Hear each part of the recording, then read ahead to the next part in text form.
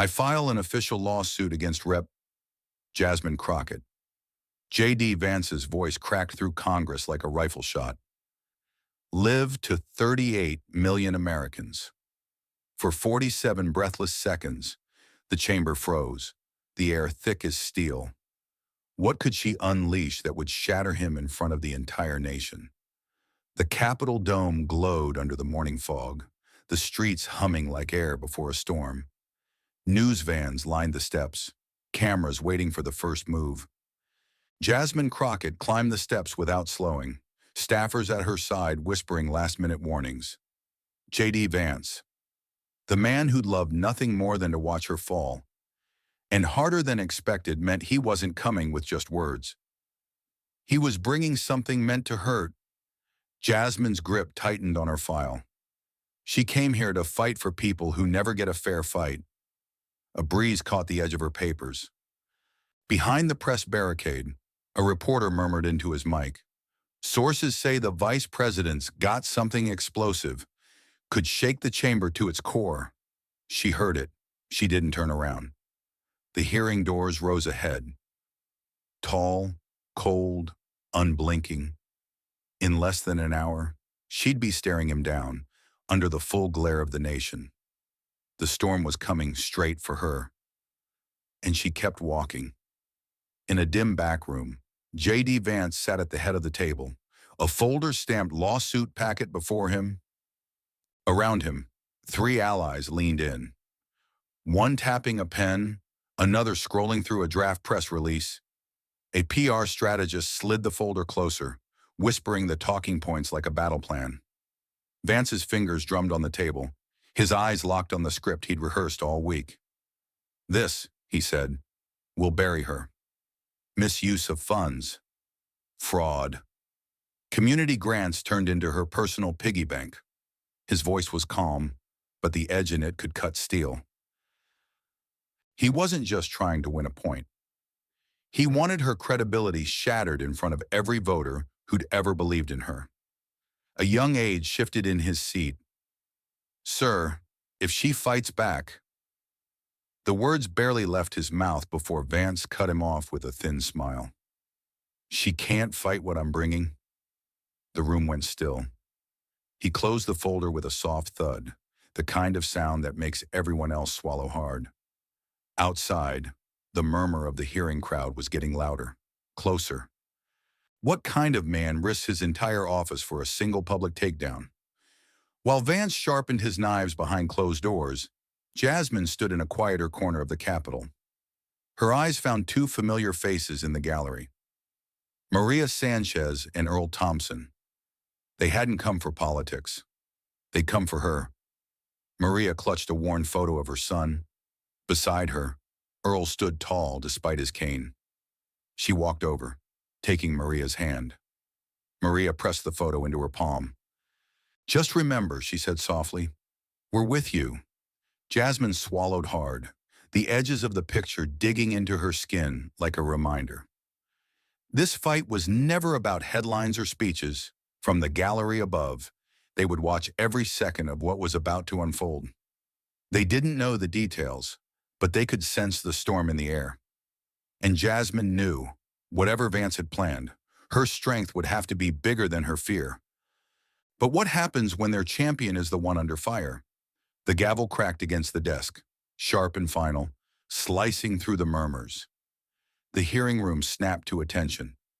Cameras adjusted their focus, swiveling like a pack of wolves scenting fresh prey. Every seat in the gallery was taken, the air thick with anticipation. High above, Maria clutched her son's photo. Earl gripped his cane. JD Vance rose with deliberate slowness, smoothing his jacket, the faintest smirk tugging at his lips. He glanced around the chamber like a man already certain of victory. Then, in a voice made for cross-examinations, he said, Today, I file an official lawsuit against Representative Jasmine Crockett. The sentence hit the room like a rifle crack. Fast, loud, impossible to ignore. He didn't wait for the noise to settle. One by one, the charges rolled off his tongue. Misuse of federal funds, fraudulent community grants, theft from the American taxpayer. Each phrase landed like a stone dropped in water, rippling out to every home watching live. Vance's tone wasn't just accusing. It was sentencing her in front of the nation. Outside the chamber, every major network cut into their programming. Breaking news banners lit up screens in red. Social media feeds detonated. Sue Crockett shot to the top within minutes. Split-screen coverage flashed between Vance's face and Jasmine's, waiting for the first crack in her composure. But Jasmine didn't flinch. She sat still, eyes locked on him, steady as bedrock. Inside, she could feel the weight of the moment pressing down. In the gallery, Maria and Earl were silent, holding their breath. The room belonged to Vance now. Or at least, that's what he thought. The truth now had to fight for breath against lies broadcast live. Vance slid a stack of glossy exhibits across the table toward the committee clerk. The first screen lit up with bold, color-coded financial charts. Lines spiked and dipped like a lie detector going wild. To the untrained eye, it looked damning. He clicked to the next slide. Grainy photos of Jasmine at community events, each image cropped tight to frame her beside donation boxes and grant checks. "Here she is," Vance said, "signing off on funds that never reached their intended recipients." His tone dripped with manufactured certainty. Then came the witness statements. 3 typed pages, read aloud in measured cadence. Each witness was described as a concerned community member, but Jasmine knew their names. Political operatives with a history of bending facts. To millions watching, though, the details sounded airtight. Up in the gallery, Maria's grip on her son's photo tightened until her knuckles whitened. Earl leaned forward, his jaw set hard. The accusations felt personal because they knew what Jasmine had fought to protect. At the table, Jasmine stayed silent. Her pen moved quickly across a yellow legal pad, jotting dates, names, inconsistencies. No tremor in her hand, no darting glances to the cameras. Just methodical strokes, as if she were mapping a battlefield. Vance mistook her calm for surrender. He leaned back in his chair, letting the weight of his evidence fill the room. The tension coiled tighter, breath by breath, like a spring ready to snap. Is silence a sign of defeat, or the setup for a strike? The evidence lingered on the screens, replayed and dissected by networks across the country. In newsrooms from New York to Los Angeles, anchors leaned in, voices low with speculation. "This," one said, "could end Crockett's career." The words traveled faster than fact, seeding doubt in living rooms nationwide. Up in the gallery, Maria stared straight ahead, her hands motionless now on her lap. Earl shifted uncomfortably, the leather of his seat creaking. Neither wanted to believe it, but the silence from Jasmine's side of the table was stretching too long. Vance leaned back, shoulders loosening, the faintest trace of a self-satisfied grin playing at his lips. To him, the battle was over before she even raised her voice. The cameras loved him in that moment. Confident, composed, the man exposing corruption. Jasmine set her pen down. Calmly, she asked the speaker for a short recess to review the accusations in detail. The request was denied. No pause, no break, no lifeline. The message was clear: speak now or lose the ground forever. She inhaled slowly, straightened her jacket, and lifted her gaze. When her eyes locked on Vance, the smirk faltered for a fraction of a second. It was the first sign he noticed something he hadn't planned for. The world already saw her as guilty. Before she spoke a word, the denial of her recess request hit like a locked cell door. Every lens stayed fixed on her, hungry for the moment she'd break. The hum of the cameras, the low shuffle of papers, the faint creak of leather chairs. Every sound in the room felt sharper. Jasmine didn't shrink back. She pushed her chair away from the table, the scrape of wood on marble slicing through the murmurs. Then she stood, shoulders squared, chin high, and said, with a voice that was steady but carried an undercurrent like a warning shot, "If we're talking about fraud, let's have the full conversation." The words cut clean through the space between them. JD Vance's smirk faltered just enough to notice. He leaned forward, like he wanted to hear more.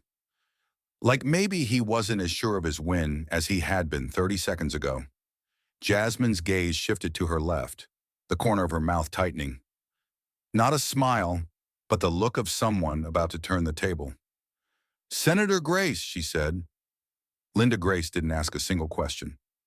From her briefcase, she drew out a small sealed evidence pouch.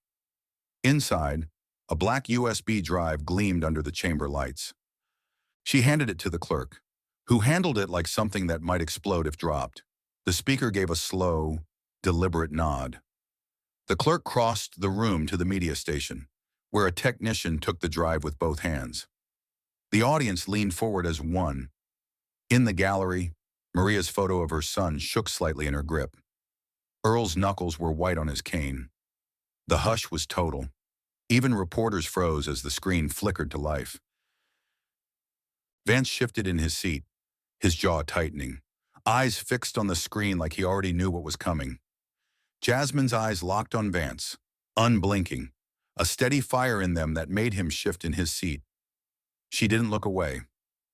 Not once. Something was about to turn the tide against the Vice President of the United States. The screen flickered, the colors sharpening into the image of a long, mahogany table. Around it sat half a dozen men in tailored suits, their watches gleaming under recessed lighting, at the head of the table. JD Vance, relaxed, confident, a crystal glass of water at his side.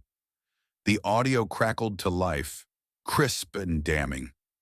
Vance leaned forward in the footage, his voice low but clear. "Cut healthcare. Let the poor scream. The money comes back to us. No hesitation, no shame, just strategy."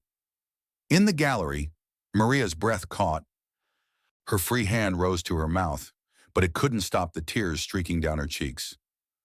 Earl's grip on his cane tightened until the wood groaned. His eyes never left the man on that screen. On the floor, the real JD Vance shifted in his seat. A bead of sweat rolled down his temple, catching the chamber lights. He adjusted his tie, his eyes darting. Not toward Jasmine, but toward the exit. The speaker didn't speak. No one did. 47 seconds passed in pure, unbroken silence. In homes across America, living rooms went still. Coffee mugs paused midair. News anchors froze in open-mouthed disbelief. It wasn't just quiet. It was the kind of silence that crushes. Cameras caught every twitch of Vance's jaw, every swallow. They cut between his face and the footage again and again, letting the contrast speak louder than any headline. In those 47 seconds, the vice president's polished mask cracked, and everyone watching could see the man underneath. When the mask comes off, can the man behind it survive? The silence didn't fade. It detonated. Social media feeds lit up in a synchronized flash, hashtags flipping like a wave. Sue Crockett collapsed under the weight of justice for Crockett. Millions of posts poured in within minutes. Clips of the video, freeze frames of Vance's sweat-streaked face, captions reading, "We see you." In congressional offices across the country, phones rang off the hook. Staffers couldn't keep up. Constituents demanded answers, demanded votes, demanded accountability. Outside, crowds began to gather with homemade signs, chanting Jasmine's name. At the witness table, Vance's voice broke the silence, but not with authority. "This video, it's doctored, fabricated." The words stumbled out, brittle. He tried to lean on the weight of his office, but the room had shifted. The air was no longer his. Linda Grace stood without waiting for permission. From her folder, she slid out a printed sheet. "File metadata," she announced, handing it to the speaker. Another page. timestamps matching the day and hour of the meeting, and finally, sworn statements from two of the CEOs in the room, confirming every word in that recording. The clerk read the evidence aloud. Each line was another nail, another inch taken from the ground beneath Vance's feet. The press gallery erupted in frantic typing, camera shutters snapping like a firing line. Maria reached over and took Earl's hand. It wasn't victory yet, but they could feel the tide turning. Away from fear, towards something that looked like justice. Vance sat frozen, eyes fixed on the table, as if looking up would mean facing a world that now saw him clearly. Will the system protect the powerful or hold them accountable? Vance snapped back to life, slamming his palm against the table. This footage must be stricken from the record. His voice cut through the murmurs, louder than it had been all day. But this time, it carried desperation, not authority. I moved to adjourn this hearing immediately. The speaker didn't blink. Motion denied. The words landed like a gavel strike of their own. A low rumble rolled through the audience, building into a chorus of boos. It wasn't just noise. It was rejection. Vance's face tightened, his jaw working as he scanned the room for support. None came, and then, from the gallery, a voice rose above the rest. Earl Thompson, standing tall despite the tremor in his knees, leveled a steady gaze at the vice president. "I fought," Earl said, his voice carrying like it belonged in the record, "for a country where people like you can't sell us out." The room stilled. Even the reporters paused, pens frozen mid-word. Maria's eyes brimmed, the corners of her mouth trembling. Not from fear, but from pride. Around them, others in the gallery began to stand. It wasn't just Earl anymore. One voice had become many. On the floor, Vance tried to speak, but his words were drowned in the rising swell from above. The gallery had taken the room. The people in the gallery were now louder than those on the floor. The uproar from the gallery hadn't even settled when Linda Gray stood, her expression set in stone. She moved to the center of the floor, holding a slim stack of papers bound in red ribbon. "Madam Chair," she said, "these are sworn affidavits from two of the largest donors to Vice President Vance." The speaker gestured for her to continue. Linda's voice was steady, deliberate, each word aimed like a bullet. "These statements confirm, under oath, that their contributions were given in exchange for legislative favors, favors that redirected federal contracts worth millions back to their companies." She handed copies to the clerk, the judge, and the press table in one fluid motion. Gasps rippled through the chamber. Screens lit up with side-by-side images, donor checks and the dates of bills Vance had championed. The pattern was so clear, it might as well have been carved in stone. Vance shifted in his chair, but his silence spoke louder than any denial. He knew. Everyone knew. There was no walking this back. The chair raised her gavel, eyes locked on him. "The motion to dismiss all charges against Representative Jasmine Crockett is hereby granted. This committee will open a formal investigation into the conduct of Vice President JD Vance." The gavel came down hard, once, twice. The sound was final. The crowd exhaled like they'd been holding their breath for hours. Vance stared at the table, unmoving, as the buzz of reporters and the roar from the gallery crashed over him. Is this the end for JD Vance, or just the beginning of his reckoning? The gavel's echo was still hanging in the air when Jasmine rose. She didn't rush her steps. She let the noise of the gallery wash over her, the reporters shouting questions, the rustle of papers. When she reached the microphone, she didn't look at the cameras first. She turned to face the committee. "Thank you," she said simply, her voice clear. "Thank you for hearing the truth." But then she shifted her gaze upward, toward the people who mattered most. Maria, Earl, and, beyond them, the millions watching from their living rooms. Her eyes softened. "Justice isn't charity," she said. It's the debt we owe each other as Americans. She didn't raise her voice, yet it carried through every corner of the chamber. It was the kind of sentence that didn't need volume. It needed conviction. Maria's lips trembled into a smile, tears catching the light. Earl gave a slow, deliberate nod, the kind a soldier gives when the mission's been carried out. In homes across the country, people leaned forward on their couches, feeling, for a moment, that the system might still work for them. Jasmine stepped back from the mic, but not before adding, "This fight was never mine alone, and it's far from over." Then she turned, walking toward the chamber doors. Not with relief, but with purpose. If this were your fight, who would you stand with? Chapter 5. Aftershocks, 900 words.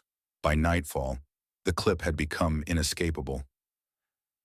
Every news network ran it on repeat.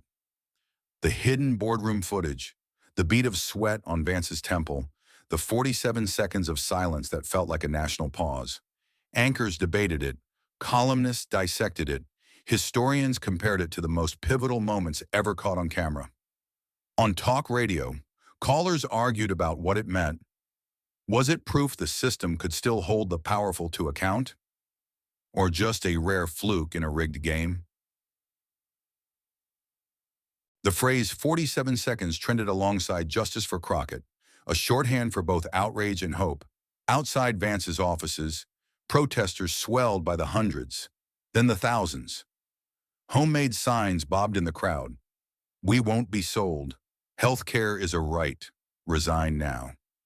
The chants rolled in waves, sometimes angry, sometimes jubilant, always relentless.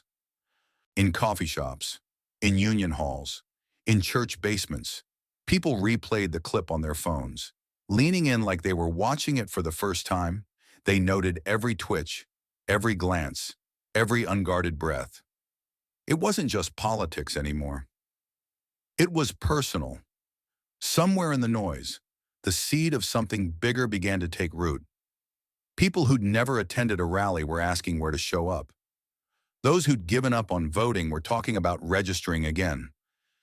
The silence inside that chamber had turned into a roar outside it. Can one moment change a country's course?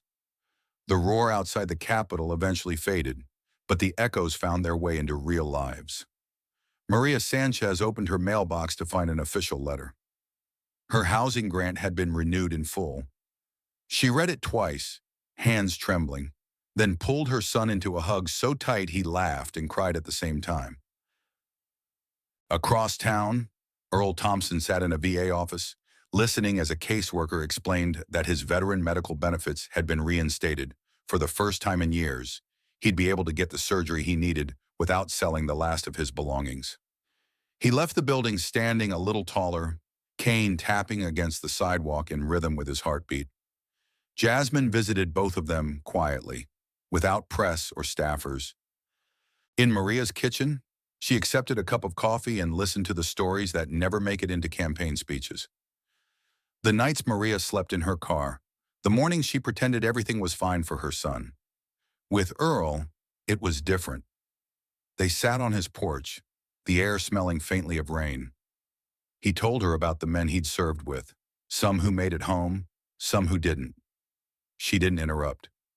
She just listened, because she knew that was the real work. There were no cameras, no headlines. Just the quiet satisfaction of promises kept, the kind of victories that never trend, but change everything for the people living them. What's worth more? Winning on TV or changing a life? Night had settled over the Capitol by the time Jasmine returned to her office. The celebration outside had quieted, replaced by the soft hum of the city. She sank into her chair, eyes scanning the stacks of letters piled high on her desk. Some handwritten, some typed, all carrying the same message. Don't stop. She knew this win wouldn't last forever. Victories in politics never did. There would be another hearing, another attack, another fight for the people who couldn't fight for themselves. And that was fine. She didn't run for office to rest. On the wall behind her, the TV played clips of community rallies. Crowds in small towns and big cities holding signs, chanting for change. The camera caught the faces. Young and old, hopeful and defiant. Faces she recognized from letters, meetings, doorsteps. She opened one envelope at random. Inside was a child's drawing. Her, standing in front of the Capitol, with the words, "Thank you for protecting my mom." Jasmine smiled, tucking it carefully into a drawer where she kept only the things that mattered most. The voiceover in her head was clear, steady, resolute. The fight for justice never ends, and neither will she. She leaned forward, looking straight into the camera of her laptop, and spoke to the people beyond the screen. If you believe the truth should never be silenced, share this story, because the next voice might be yours. Sometimes justice is won not by the loudest voice, but by the one that refuses to be broken when the world calls them guilty. Jasmine's fight reminds us that integrity under fire can change more than a verdict. It can change lives. When the truth is on trial, will you stand on the sidelines or stand where it matters most? If this story struck a chord, don't let it fade into the noise. Like, share, and subscribe to First Shock, where power is challenged and truth stands its ground. Hit the bell, because tomorrow, it could be your fight. Which moment made you feel it the most? Drop it in the comments. Because justice isn't just her fight, it's ours. This dramatized story is inspired by real struggles and real people. All characters and dialogue are fictionalized for commentary and education. It is not intended to defame or mislead, but to inspire reflection and civic awareness. Thanks for watching.